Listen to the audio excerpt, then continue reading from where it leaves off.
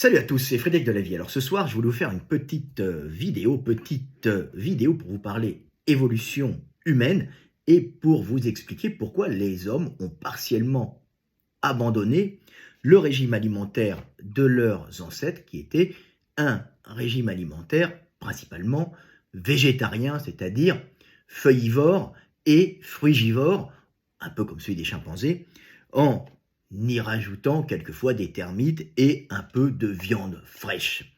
Alors c'était nos ancêtres de forêt qui vivaient en Afrique équatoriale humide il y a à peu près 7 millions d'années, à peu près, et qui avaient ce régime alimentaire. Mais progressivement, en devenant des hommes, ils ont abandonné ce régime, pas parce qu'ils l'ont désiré, mais parce qu'ils ne pouvaient pas faire autrement. Alors, je fais cette petite vidéo parce que Dorian m'avait posé une question sur mes réseaux sociaux. Il m'avait posé cette question: si les primates peuvent construire leur apport de protéines via la consommation de végétaux, pourquoi n'avons-nous pas gardé cette spécificité génétique?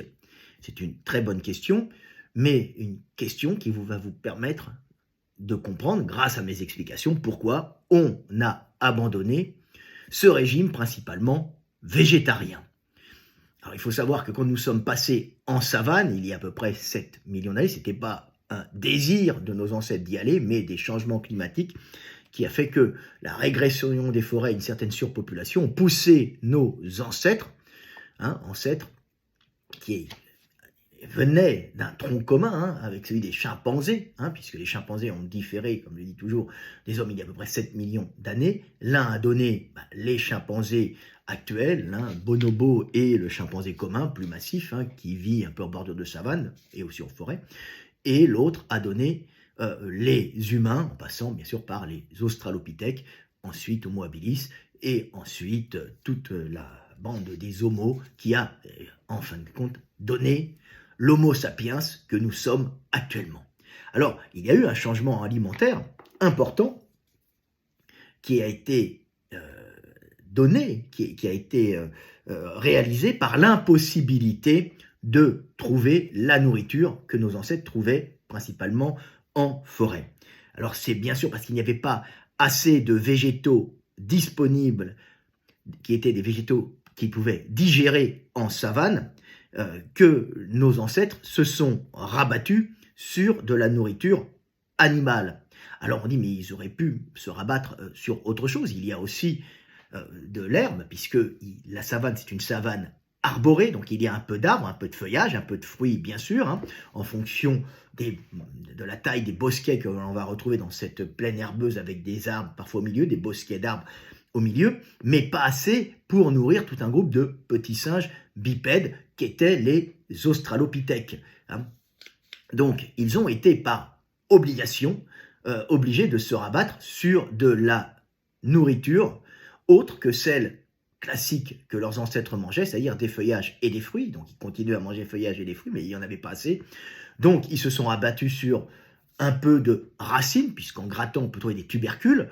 Donc, ils sont passés aux racines et ils sont aussi passés avec une augmentation de la viande, de la charogne fraîche, souvent qu'ils allaient chaparder chez les prédateurs de taille moyenne. Donc, les mâles marchaient en forêt, les femelles restaient près des arbres, comme je vous l'ai déjà expliqué, et les mains armées de bâtons et de cailloux, ils se rapprochaient en regardant le vol des vautours, et avant que la charogne soit trop pourrie, avec des bactéries pathogènes qui risquent de les infecter et de les tuer, ils allaient faire fuir les prédateurs de taille moyenne et petite qui avaient chassé pour récupérer de la viande, récupérer des morceaux de viande et avec des os, les manger et rapporter les os avec un peu de viande et les articulations avec le collagène, et les articulations avec toutes ces fibres qui font les articulations qui sont essentielles pour bâtir les tissus conjonctifs de l'organisme, et au milieu des os, bien sûr, cette moelle qui est de la bombe calorique qui remplace les bombes caloriques des fruits qui sont moins abondants donc on va donner aux femelles, on va casser ces os. Donc il y a eu un changement obligatoire. Hein. Et pourquoi ils ne sont pas passés sur... ils auraient pu dire, ils peuvent manger de l'herbe, il y a beaucoup d'herbe en savane, c'est ce que mangent les ruminants, c'est ce que mangent les gros herbivores, tout simplement parce qu'ils n'ont pas le système digestif pour pouvoir bouffer de l'herbe.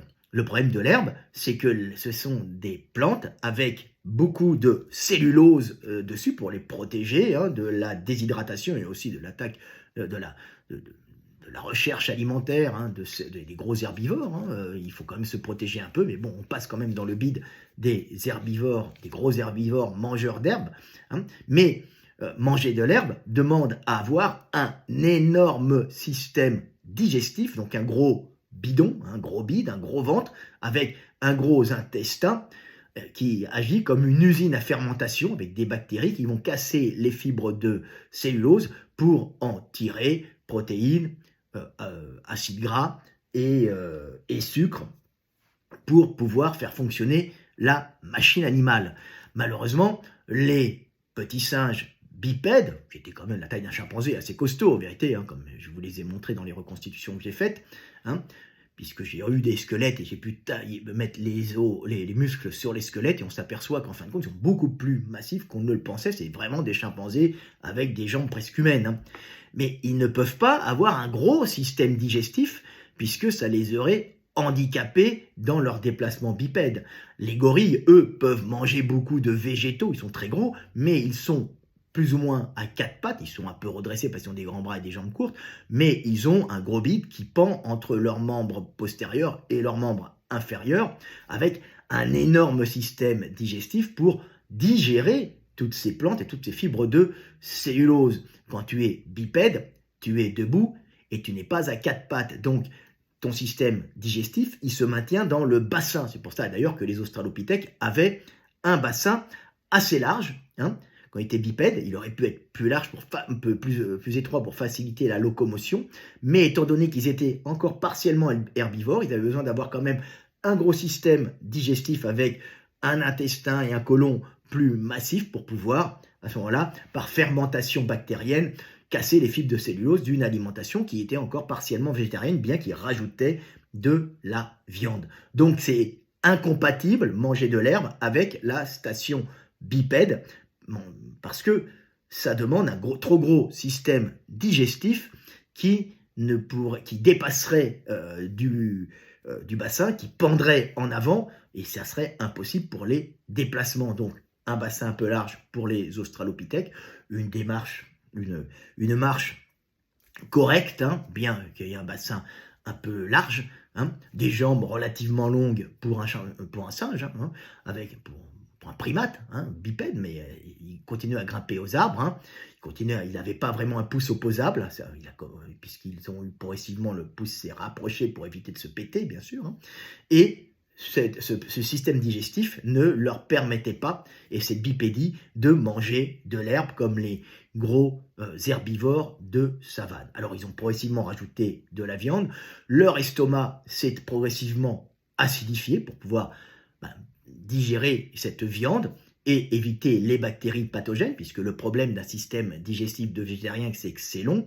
Quand vous ingérez des bactéries pathogènes qu'on trouve dans les charognes, qui découpent la viande et qui se nourrissent de la charogne, si vous avez un grand système digestif, ça peut vous infecter et vous bousiller, vous manger littéralement votre système digestif. C'est pour ça que les carnivores ont un estomac très acide. Les félins, les chiens, les hyènes, tout ça c'est très acide pour pouvoir bouffer de la viande même avariée, et les bactéries pathogènes vont mourir décomposées dans l'acidité de cet estomac. Les hommes continuent à avoir les hommes, nous avons hérité de nos ancêtres qui sont passés en savane d'un estomac un peu plus acide que celui des singes, permettant de dissoudre la viande, de casser et de casser les structures de la viande, de cuire quelque part chimiquement la viande, mais surtout d'éliminer les pathogènes, bactéries et parasites, pour éviter de mourir. Donc ma vidéo s'est bloquée ici, donc je vais continuer ici, j'ai un blocage de vidéo, je ne sais pas pourquoi. Donc ce qui s'est passé, c'est que nous avons eu un changement total de nutrition par obligation. C'était impossible pour nous de pouvoir manger des herbes. Hein. On était obligé de se rabattre sur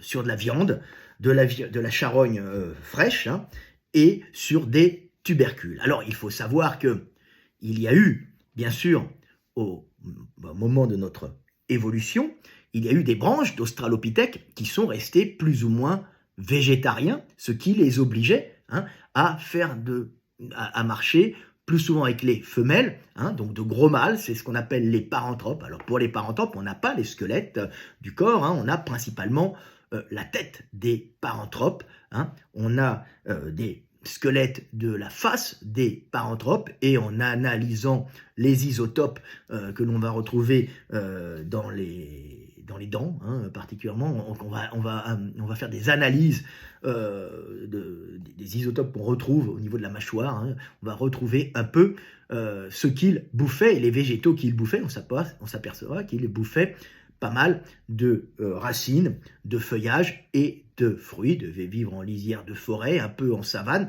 mais ils avaient un temps de nourrissage, ils étaient bipèdes avec un temps de nourrissage plus important, alors que la branche Australopithèque, hein, qui avait un ancêtre commun avec les paranthropes, hein, et ils avaient tous les deux un ancêtre commun avec les chimpanzés, la branche Australopithèque a donné progressivement les humains, une branche a donné l'humanité, en passant visiblement par un modèle intermédiaire qui était Sediba, qui est un Australopithèque tardif, un peu plus long, celui que j'ai dessiné, j'ai reconstruit d'après les squelettes, musculairement d'après les squelettes que les labos d'Afrique du Sud m'ont envoyés.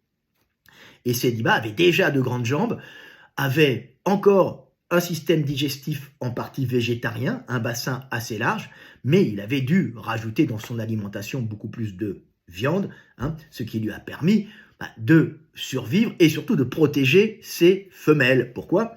Parce que le système de paranthrope, de fait d'être végétarien, est un handicap à long terme pour la survie, et principalement pour la survie des femelles. Parce qu'un petit singe, un singe de bonne taille, quand même, paranthrope était assez costaud, hein, un peu plus gros que les australopithèques de base, mais les australopithèques de base, hein, sont, on dirait, des chimpanzés, hein, communs, avec des jambes presque humaines. Hein.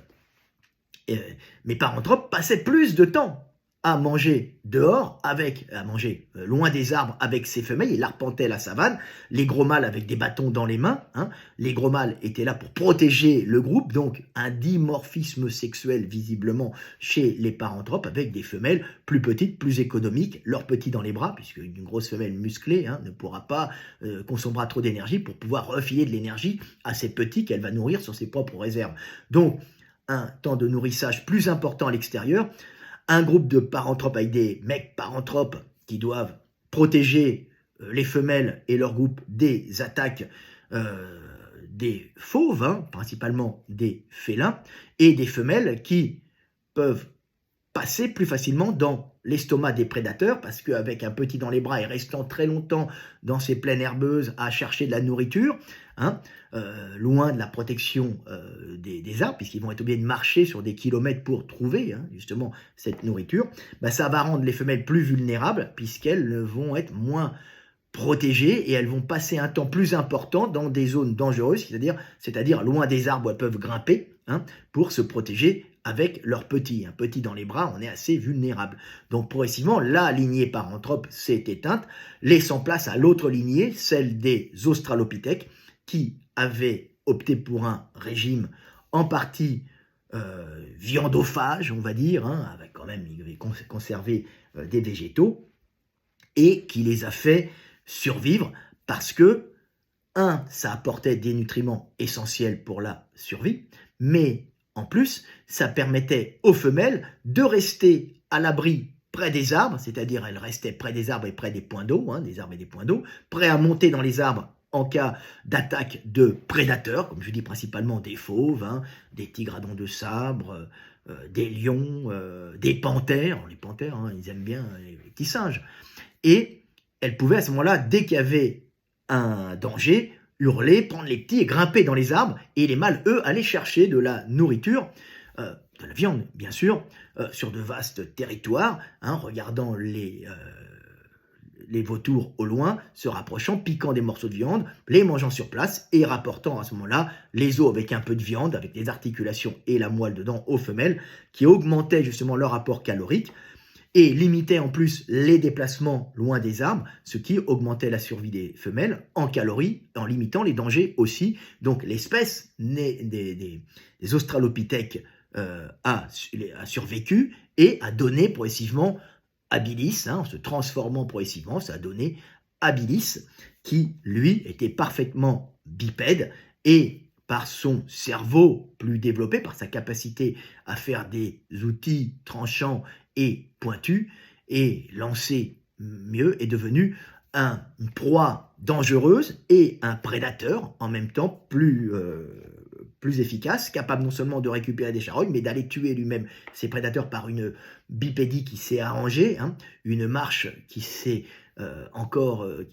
qui s'est perfectionnée, et une capacité de courir, puisque les australopithèques ne couraient pas très bien, avec leur gros ventre, ils avaient encore un gros ventre parce qu'ils bouffaient des végétaux, et ce changement alimentaire avec beaucoup plus de viande a fait réduire encore plus le système digestif, plus besoin d'un énorme sac à fermentation dans les intestins.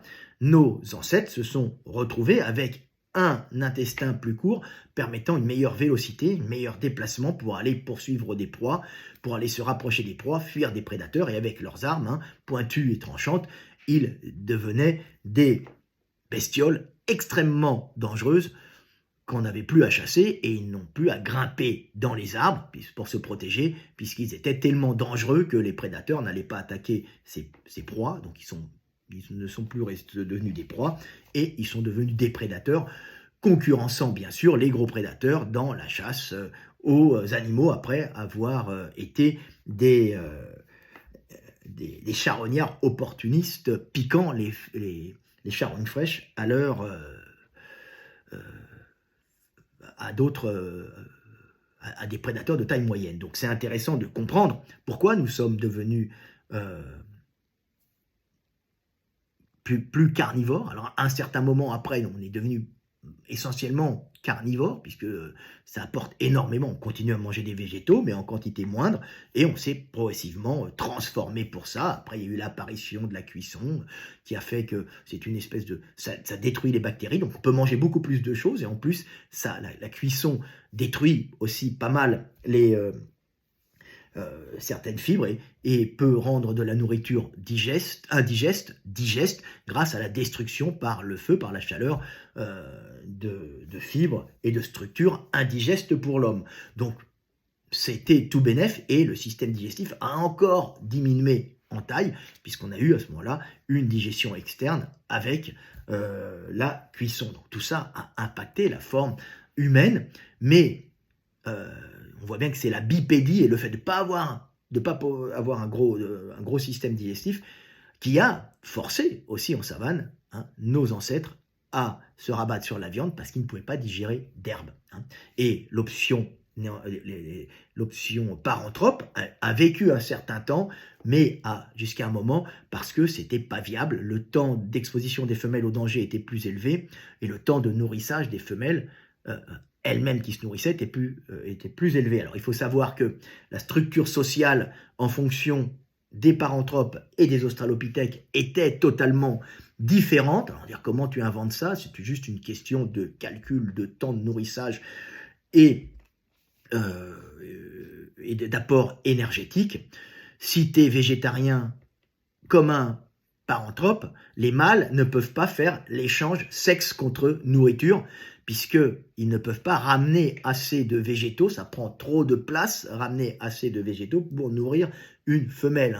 Ramener du feuillage et des fruits, c'est pas mal, mais c'est pas assez compressé pour pouvoir permettre au mâle de ramener ça aux femelles. Donc c'est mieux que les femelles aillent bouffer pendant des heures ces végétaux, ayant un temps de nourrissage extrêmement long aussi, puisque le temps de collecter les végétaux et de les bouffer, tu passes ton temps à collecter les végétaux et les bouffer.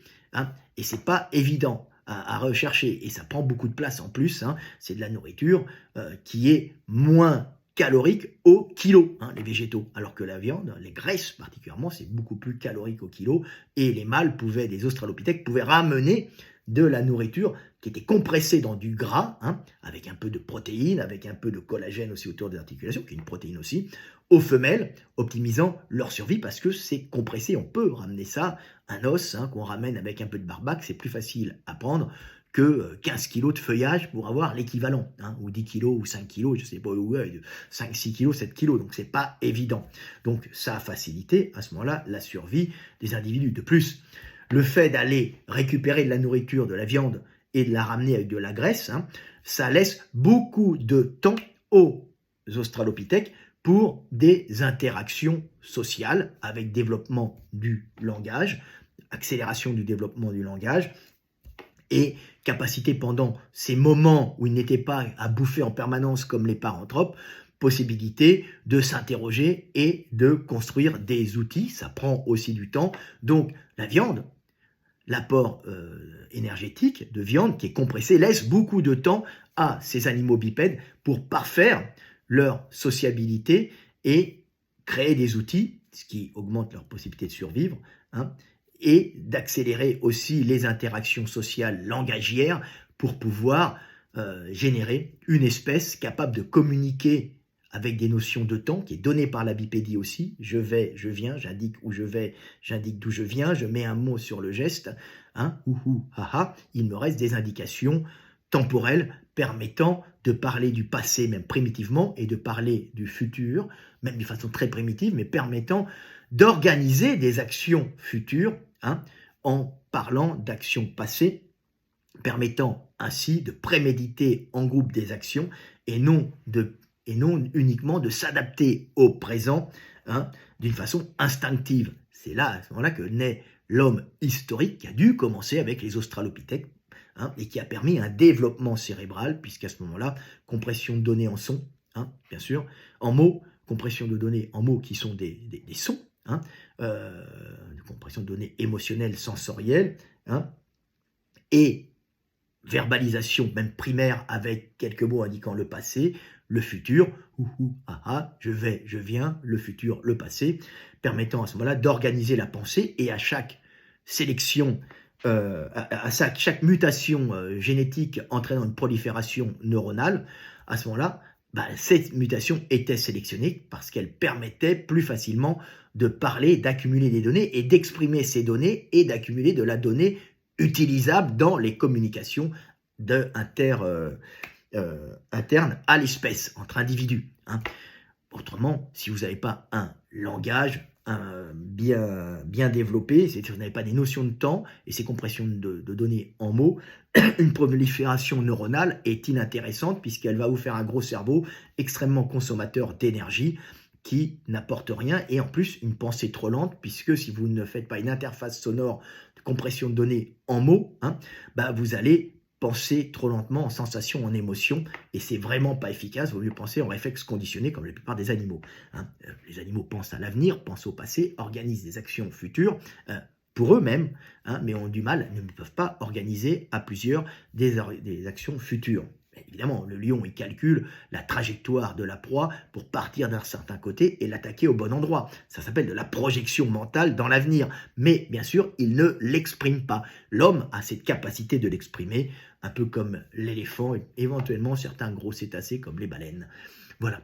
Donc voilà, petite vidéo du soir pour vous parler du système digestif des humains, hein, qui est devenu beaucoup plus adapté à la viande par obligation, bien sûr, et certains lignées d'australopithèques, les paranthropes, eux, ont disparu parce qu'ils avaient gardé un système plutôt végétarien, comme je vous l'ai expliqué. Et bien sûr, à la fin du paléolithique, on a augmenté la quantité de nourriture, on est passé au néolithique progressivement, c'est-à-dire un peu d'élevage, on conserve des animaux qu'on a pris, hein, ou des jeunes animaux, on les conserve avec nous, et un peu d'agriculture, et après de l'agriculture, qui a fait rebasculer l'homme dans une alimentation beaucoup plus végétarienne, avec resélection de gènes pouvant faciliter la digestion de la cellulose et d'autres structures végétales, hein, permettant à des populations entières de s'adapter soit au blé,